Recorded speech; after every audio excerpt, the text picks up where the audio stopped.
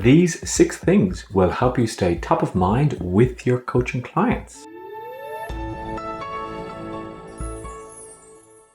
Hey, it's Richard Butler here, Director of Education and Zaniness here at PLR.me. Now, there's probably no need to state the obvious, but I'm going to do it anyway. Content is king. But you know what? Creating content can be tough, but not when you have PLR.me by your side. But consistency is also the key to growing your audience and reach. Way back then in the 90s, when I started up a web design course in Ireland, I told my students content was king. Sure, there were tricks and loopholes you could use to rank higher, but at the end of the day, good content always wins out. It was true then, it's true now. Let's be clear though, search engine optimization is important, but don't over-focus on this. Why? Because people make the mistake of focusing on writing for search engines rather than for their audience. So here's tip number 1, write for your audience. But hold on, who is your audience? Now, I hear coaches telling me, I serve everyone, or I serve people who need motivation. But this is not good enough. I'm sorry, you need to niche down. Within your audience, there are different age groups, different traumas,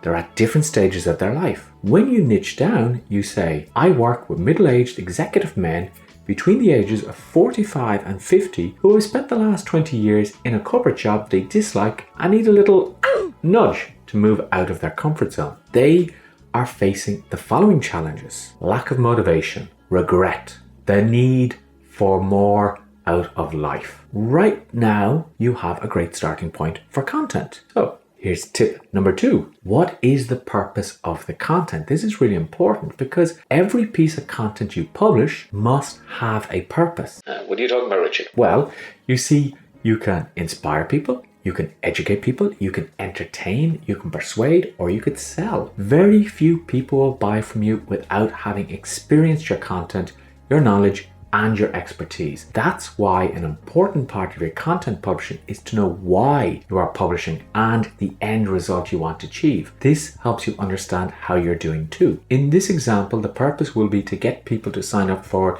the Success Brain course. Tip 3, decide on the medium. Here's a huge mistake that many people make. They try and be on every medium possible, Twitter, Instagram, LinkedIn, but this could set yourself up for failure. Why? Because there's too many things to do. It's hard to maintain your presence and be engaging on all platforms at once. Not only that, but your audience may not be on all of the platforms, so you're wasting your time. That's why you should do some research and then decide which mediums you want to target. This is also going to help you decide what you should publish. Oh, and by the way, if you've not yet done so, make sure that you subscribe and click that notification bell. Now, on to tip number 4. What should you publish? Well, what you publish depends on the platform and your niche. For example, if I'm targeting middle-aged executives, LinkedIn may be the best medium to target. But I have to be careful because if I write a post and ask the following question, hey, are you demotivated by your job?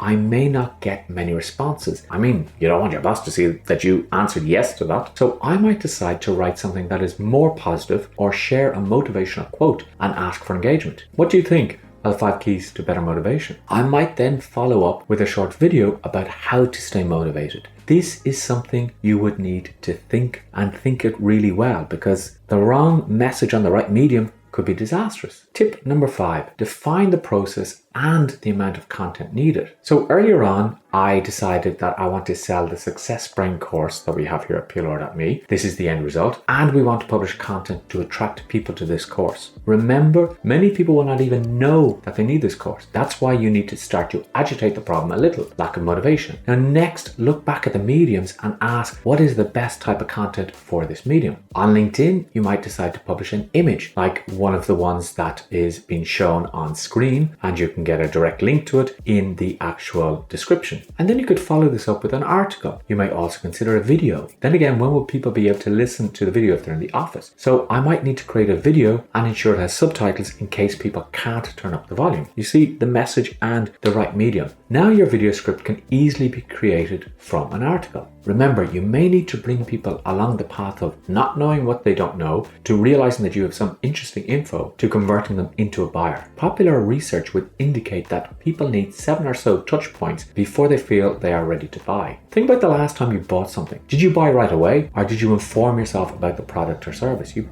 probably informed yourself quite a lot. So make sure you have enough content to help people become educated about your topic. However, what you publish will depend greatly on the medium you are using. And tip number 6, define timelines and expectations. Do you remember Batman? They used to always say, see you next time. Same bat time, same bat channel.